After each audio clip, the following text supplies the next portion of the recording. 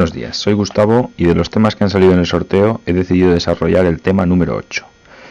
Lleva por título El aprendizaje motor. Principales modelos explicativos del aprendizaje motor. El proceso de enseñanza y de aprendizaje motor. Mecanismos y factores que intervienen. Comenzaré con el primer epígrafe que hace referencia al aprendizaje motor, aproximación al concepto. No existe una única definición de aprendizaje en general, ni tampoco del aprendizaje motor en particular. Distintas concepciones psicopedagógicas e incluso distintos autores dentro de una misma corriente ofrecen concepciones diferenciadas. Aunque hay algo en común en ellos, y es el proceso de cambio que se produce en las personas como consecuencia de las experiencias realizadas. Podemos decir que el aprendizaje significa cambios en el rendimiento debidos a la práctica de acciones y a la experiencia que se adquiere en dicha práctica. Bien, pasamos ahora a desarrollar un segundo epígrafe que se referiría a teorías y modelos de interpretación del aprendizaje motor. Haremos una breve introducción al planteamiento teórico. Existen diferentes modelos interpretativos del aprendizaje motor: el conductista, el cibernético, el procesamiento de la información, los adaptativos y los descriptivos.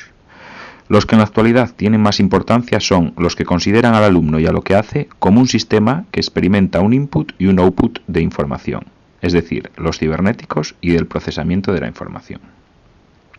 Vamos a ver todos ellos por separado. Comenzamos por el enfoque conductista del aprendizaje y su modelo clásico de condicionamiento. El enfoque conductista pone énfasis en el estudio de los cambios que se producen en la conducta observable del individuo. Como consecuencia, el modelo conductista básico es el condicionamiento y el estudio de las respuestas que suceden a ciertos estímulos. En el conductismo, el entorno, es decir, lo externo al individuo, es un elemento central del aprendizaje. El condicionamiento forma parte de los modelos asociacionistas del aprendizaje. Según él, es posible llegar a producir un cambio en la conducta observable de un sujeto gracias a la asociación de dicho cambio con un determinado estímulo. El condicionamiento clásico se produce por la asociación entre un reflejo instalado en el organismo, este reflejo consta de un estímulo incondicionado y de una respuesta incondicionada, y un estímulo neutro, que será capaz de producir una respuesta después de asociarse repetidamente con el estímulo adecuado. De este modo, cualquier estímulo asociado con el estímulo incondicionado puede producir la respuesta facilitada por él. En el caso del aprendizaje motor, el condicionamiento podría explicar respuestas motrices aprendidas como consecuencia de su vinculación a un estímulo o conjunto de estímulos. Bien, una vez visto el condicionamiento clásico, pasamos a hablar de los modelos cibernéticos. Una aproximación teórica. La cibernética es la ciencia que estudia los mecanismos de control en los organismos vivos y también en las máquinas. Se basa en el principio de feedback, es decir, de retroalimentación, que en el proceso de enseñanza-aprendizaje corresponde a la retroalimentación de la información. Es a través de esta información que le llega al sujeto momento a momento cómo en el aprendizaje de la habilidad motriz se producirán los mecanismos de control. Veamos cuáles son los autores más representativos de estos modelos cibernéticos. Distinguimos a Adams y a Kiel. Adams plantea el circuito cerrado. El proceso de información es de tipo continuo. Adams distingue dos fases en el proceso de aprendizaje de la habilidad motriz: la fase verbal, donde el individuo controla la información de forma consciente, y la fase motriz, donde se controla por normas ya adquiridas de antemano en la renta del que ejecuta, es decir, automatismos. Adams da dos conceptos: huella de memoria, que es la imagen mental de lo que se pretende hacer, y huella perceptiva, que es la información sobre la ejecución del acto motor. En los dos se apoya para definir su teoría, que es la siguiente. El individuo, de acuerdo con la huella perceptiva y comparándola con la imagen modelo, mediante feedback, va realizando una serie de ajustes, es decir, un mecanismo de control, para adaptar la ejecución del acto o tarea motriz a la imagen modelo. Este circuito se dice cerrado por producirse la adaptación del mecanismo de control momento a momento, pero constantemente, evolucionando el aprendizaje del acto motor de forma progresiva desde la fase verbal a la fase motriz, es decir, al automatismo. Siguiendo esta teoría, como profesores, podemos influir en la huella de memoria mediante información verbal, gestual, etc. Y la otra teoría es la del programa motor de Kiel. Para Kiel, el alumno parte con un programa motor inicial, que tras ejecutarlo en su totalidad, comprueba si le ha salido bien o mal, y es entonces cuando a la vista de los resultados vuelve a crear otro programa motor modificado, que llamamos programa adaptativo, volviéndose a repetir el proceso y dando la posibilidad de realizar varios programas adaptativos seguidos. La retroalimentación se produce al final de la acción, no durante la misma, por eso se llama circuito abierto. Bien, vamos a ver ahora otro de los enfoques, el tercero o el cuarto, sería el enfoque cognitivo del aprendizaje y el modelo basado en la teoría del procesamiento de la información. Los autores cognitivos del aprendizaje llaman la atención sobre los procesos internos del individuo que aprende. El modelo cognitivo alude a la necesaria reestructuración de los conocimientos previamente adquiridos por el individuo y utiliza la metáfora del ordenador para tratar de explicar los sucesivos pasos que en el interior del individuo da la información. En primer lugar, percepción, segundo, procesamiento y decisión, y tercero, ejecución. El modelo de aprendizaje, basado en el procesamiento de la información, tiene su punto de partida en los procesos tecnológicos de la cibernética. El modelo trata de explicar el papel del receptor en un esquema básico de comunicación, en el que alguien emite un mensaje y otro, el que aprende, utiliza la información contenida en dicho mensaje para producir cambios en sus conocimientos. Se dan una serie de fases, 4 en total. En primer lugar, recepción e interpretación de la información, es la percepción. En segundo lugar, procesamiento de la información para emitir una respuesta, es la decisión. En tercer lugar, emisión de la respuesta, es la ejecución. Y en cuarto lugar, la nueva respuesta se convierte a su vez en emisión de información que nuevamente será percibida, cerrando así el ciclo. Vamos a describir cada uno de estos procesos por separado. Comenzamos con la percepción, que es la recepción e interpretación de la información. Los estímulos, es decir, la información, son captados por los órganos receptores que continuamente envían señales hacia las áreas sensoriales del cerebro. Receptores como los exteroceptivos, que se ubican en piel, oídos y ojos, o los propioceptivos, de gran importancia para el aprendizaje motor y que se encuentran en los músculos, tendones y articulaciones. Todos envían su información a través de las fibras nerviosas sensitivas hacia las áreas del cerebro para su percepción y posterior toma de decisión. Los receptores captan la información y la envían a las áreas del procesamiento de la misma a través de impulsos nerviosos, en los cuales se transforma la información por medio de fibras aferentes, que llegarán a las áreas sensitivas de la corteza cerebral, de donde pasa a las áreas asociativas y donde es analizada la información. La decisión. El procesamiento de la información para emitir una respuesta. Esto es la decisión.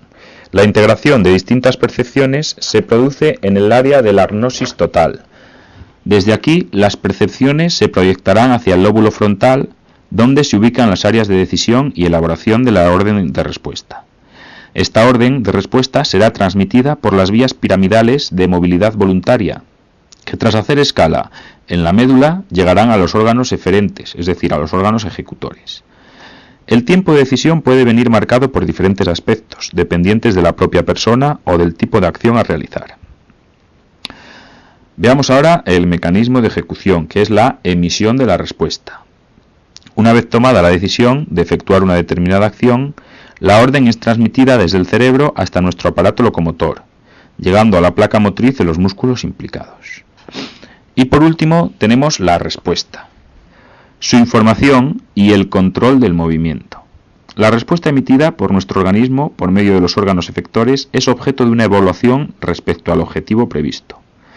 De dicha evaluación surge una nueva información, que captada por nuestros receptores entrará de nuevo en el ciclo anteriormente descrito, esto es el feedback.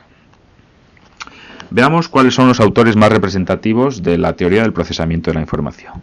Tenemos a Belfort y a Martiniuk. Belfort considera el fenómeno de la ejecución y aprendizaje de habilidades y destrezas motrices como un sistema de proceso de la información. Propone 4 principales circuitos de feedback. Por un lado, el de decisión-memoria, en el que el individuo recurre, antes de elegir la respuesta motriz a ejecutar, a sus experiencias pasadas. El segundo circuito será el de control neuromuscular, que es un control automático de las partes del movimiento a realizar. El tercero, el conocimiento de la ejecución. El movimiento hace que se originen impulsos en los órganos sensoriales de carácter kinestésico que son percibidos por el individuo y le proporcionan una representación del movimiento. Esto ayuda a corregir dicho movimiento. Y el último circuito es el conocimiento de los resultados. El movimiento tiene un resultado externo que el individuo percibe a través de los sentidos periféricos, por ejemplo, vista y oído. Esta información sirve para comprobar si el propósito del individuo y el resultado real coinciden. Bien, una vez visto Belfort, vamos a ver a Martiniuk.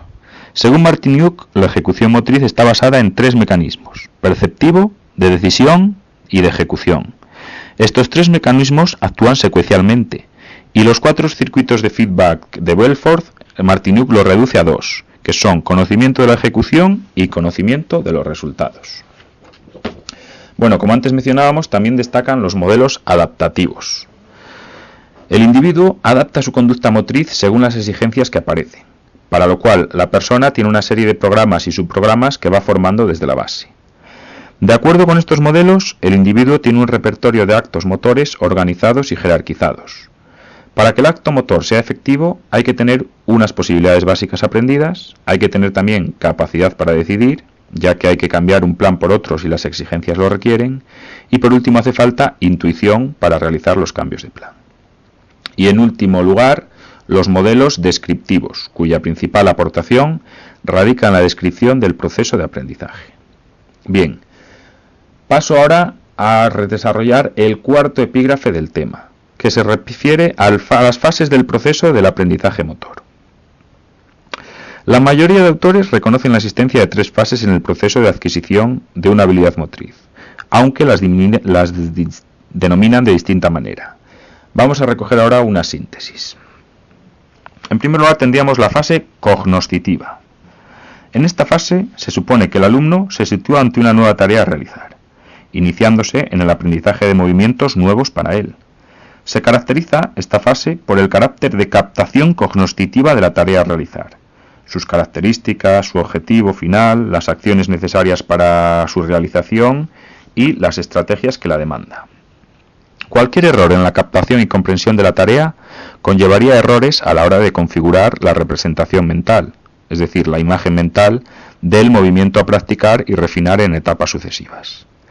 El papel del educador resulta fundamental en esta fase, al dar las informaciones apropiadas al sujeto sobre su actuación, ya corrigiéndole, ya haciéndole ver los aciertos logrados, es una forma de feedback que el alumno recibe de su ejecución. Después vendría, en segundo lugar, la fase asociativa. Cuando el alumno entra en esta fase, su motricidad muestra un mayor refinamiento, aunque sigue siendo determinante la acción didáctica del profesor. Es conveniente practicar de forma espaciada o con descansos frecuentes, ya que los factores motivacionales son importantes. Además, si los componentes de la habilidad son independientes entre sí, es mejor practicar cada parte por separado. Y por último tenemos en tercer lugar la fase autónoma. En esta fase las habilidades necesitan menos manipulación, es decir, se pueden ejercitar mientras el individuo está dedicado a otras actividades perceptivas o de cognición. La práctica constante de una actividad de carácter normal no solo hace que dicha actividad esté menos expuesta a la injerencia de una segunda tarea, sino que permite al que la realiza dedicarle más atención a esta segunda, mejorando el rendimiento de esta.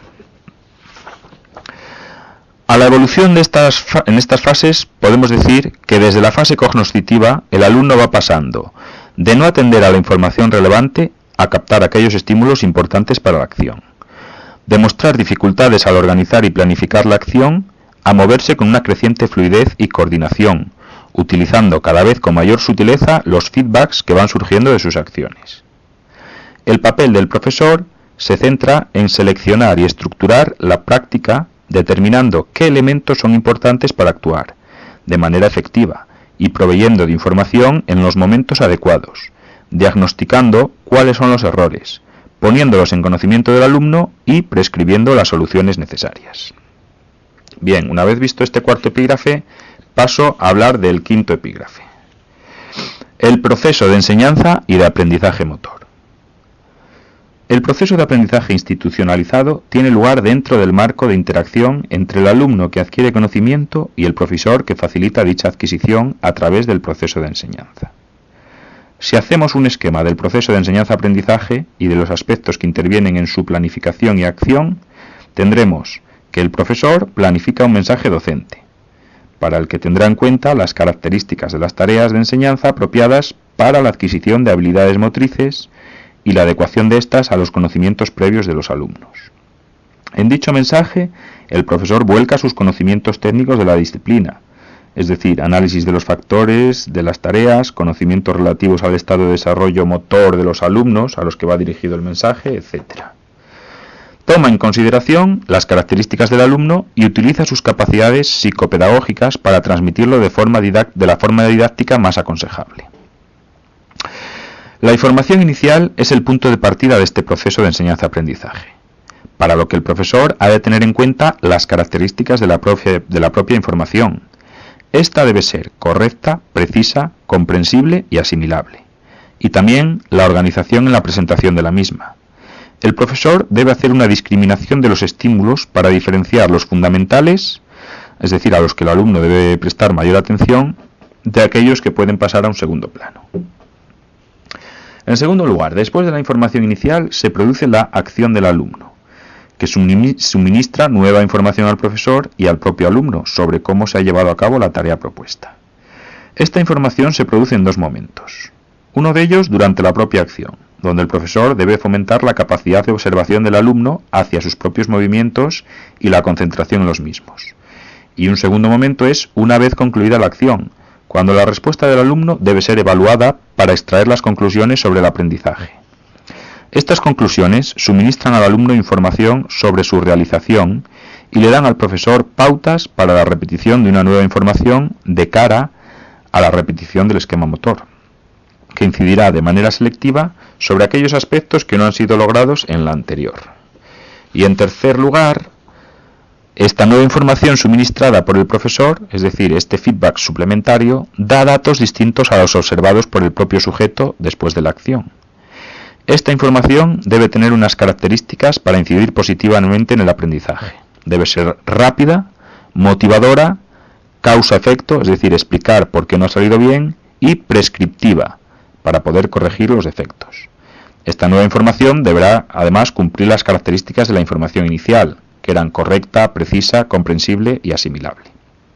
Bien, vamos ya con el sexto y último epígrafe, que son los mecanismos y factores que intervienen en el aprendizaje motor. Vamos a analizar los mecanismos de percepción, decisión y ejecución que componen el aprendizaje motor y que se dan en cada tarea, con el fin de que tanto el aprendizaje como su intervención, en caso de una dificultad o un error, puedan ser adecuados y precisos. El modelo de aprendizaje motor se puede comprender mejor con un ejemplo. Bien, vamos a verlo por separado. Mecanismo de percepción. Al analizar las tareas motrices que serán objeto de enseñanza, habrá que atender a varios factores. En primer lugar, el número de estímulos fundamentales a los que es preciso atender. En el primer ciclo, la adaptación será en un espacio conocido y estable, con el fin de que el mecanismo de percepción sea simple. En el segundo ciclo, la percepción ya es más compleja, pues se trata de entornos diferentes y con los desplazamientos de los compañeros, a los que se deberá adaptar, y en el tercer ciclo se modifican los medios, acuático, montaña, etc., y los materiales, aumentando los estímulos externos. También se debe atender a la implicación que la tarea tiene respecto al dominio espacial y temporal necesario para llevarla a cabo. Así, en el primer ciclo, la percepción espacial y su orientación giran en torno al propio alumno, que se considera el centro de todo.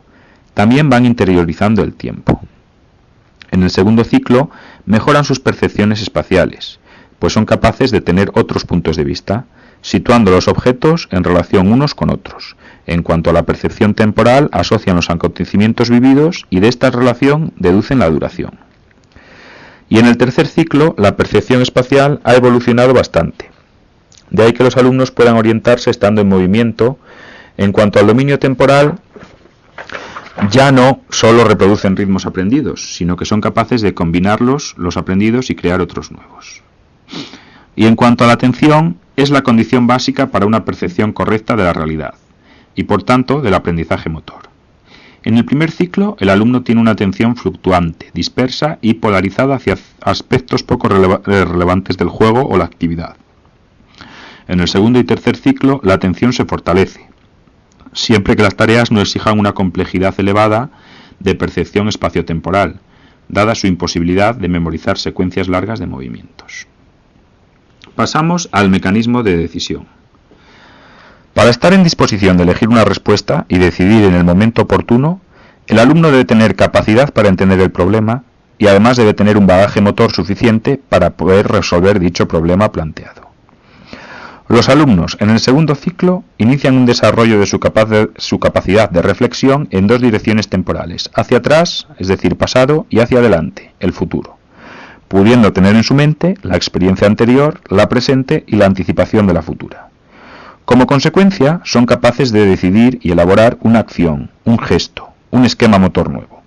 Hasta estos momentos han tenido una imagen de su propio cuerpo y su movimiento reproductora y mimética, y ahora pasan a una imagen creadora y anticipadora.